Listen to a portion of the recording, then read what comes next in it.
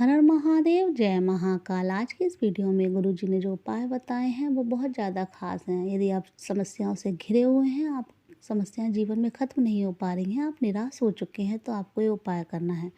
ये जो उपाय है आप किसी भी दिन कर सकते हैं, किसी भी समय कर सकते हैं। अगर प्रदोष काल में यानी शाम के समय करें तो ज़्यादा बेहतर है, लेकिन आप वैसे किसी भी समय कर सकते हैं। गुरुजी ने कोई भी तिथि नहीं निश्चित की है, कोई भी तिथि नहीं बताई है कि आप इस तिथि में ही उपाय करें। जब भी आप परेशान हो तो आप इस उपाय को कर सकते हैं। इस उपाय में आपको अपने किचन से 1 लोटा जल ले लेना है, 1 बेलपत्र और 1 समी पत्र लेना है और पहुंचना है शिव मंदिर। वहां जाकर आपको 1 लोटा जल समर्पित करना है। सबसे पहले शिवलिंग के ऊपर जल समर्पित करते समय आपको आशीश्वर महादेव के नाम का स्मरण करना है। आशीश्वर, ध्यान रखिए, आशीश्वर महादेव के नाम का स्मरण करना है। उसके बाद जो आप बेलपत्र लेकर गए हैं, उस बेलपत्र को आपको माता अशोक सुंदरी वाले स्थान पर चढ़ाना है।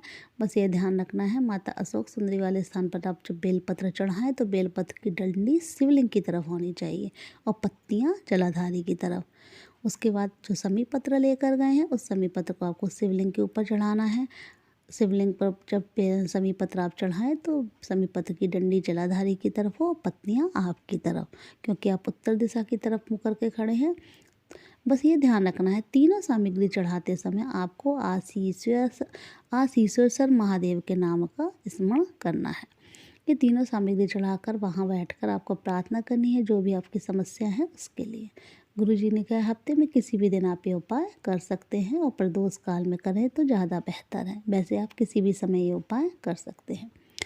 दूसरा उपाय गुरुजी ने बताया धन प्राप्ति के लिए और कर्ज मुक्ति के लिए। यानी धन आप प्राप्त नहीं कर पा रहे हैं और कर्ज बढ़ता चला जा रहा है, तो ये दूसरा उपाय कीजिए। ये उपाय बहुत खास है, अभी हाल ही की कथा में गुरुजी ने बताया है।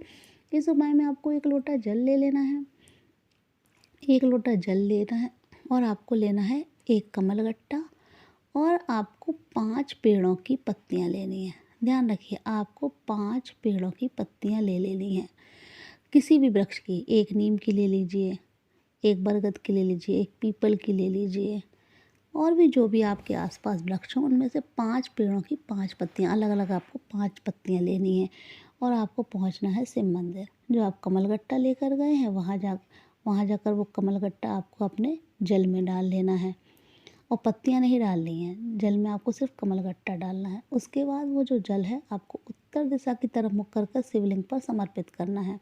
जब आप शिवलिंग में समर्पित करें तो आपको कल्याणेश्वर, ध्यान रखिए, पहले वाले उपाय में आशीश्वर महादेव के नाम का स्मरण करना है, उस वाले उपाय में कल्याणेश्वर महादेव के आपको नाम का स्मरण करते हुए वो जल समर्पित कर देना है और आपके जो भी धन प्राप्त की समस्या है उसके लिए बाबा से प्रार्थना करनी है। उसके बाद जो आप 5 पत्तियां लेकर गए हैं, उन 5 पत्तियों को चाहे एक एक करके, चाहे एक साथ आपको शिवलिंग के ऊपर समर्पित करना है और कल्याणेश्वर महादेव के नाम का स्मरण करना है। थोड़ी देर वहीं बैठकर आपको प्रार्थना करनी है। गुरुजी ने इसके लिए भी कोई दिन नहीं बताया है, कोई समय नहीं है, चाहे आप सुबह से सुबह उपाय करें चाहे शाम को, और सप्ताह में किसी भी दिन आप ये उपाय कर सकते हैं।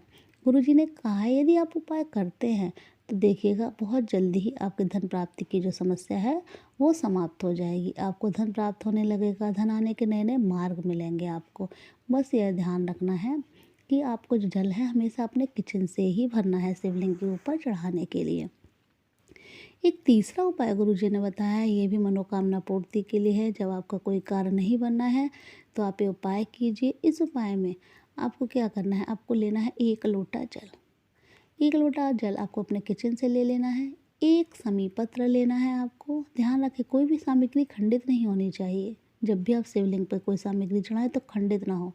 तो 1 लोटा जल, 1 समी पत्र और 7 चावल के दाने। चावल के जो दाने हो बिल्कुल खंडित ना हो, टूटे फटो ना हो। तो 7 आपको चावल के दाने लेकर शिव मंदिर पहुंचना है। वहां जाकर जो आप समी पत्र लेकर गए उस समी पत्र को आपको अपने जल में डाल लेना है और वो समी पत्र वाला जल आपको शिवलिंग के ऊपर श्री शिवाय नमस्तुभ्यम या ओम नमः शिवाय का जाप, किसी भी एक मंत्र का जाप करते हुए शिवलिंग पर समर्पित करना है। अपनी मनोकामना बोलनी है।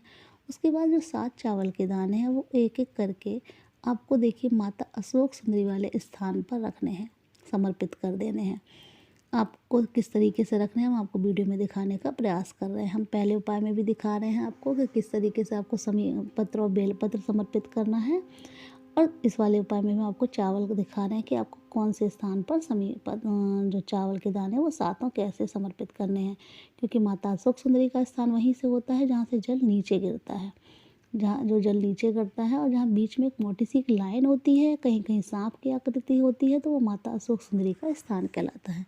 माता अशोक सुंदरी से आपको प्रार्थना कर लेनी है कि आपकी जो भी समस्या है वो समाप्त हो जाए। और माता अशोक सुंदरी से जब आप प्रार्थना करते हैं तो महादेव आपकी जो प्रार्थना अवश्य सुनते हैं। तो आप ये उपाय है ज़रूर कीजिएगा। हफ्ते में आप किसी भी दिन ये उपाय कर लीजिए। अगर कोई विशेष तिथि आए तो आप अवश्य ही इन उपायों को कीजिए। यदि आपको वीडियो अच्छी लगी तो प्लीज़ वीडियो को लाइक करके चैनल को सब्सक्राइब अवश्य करें।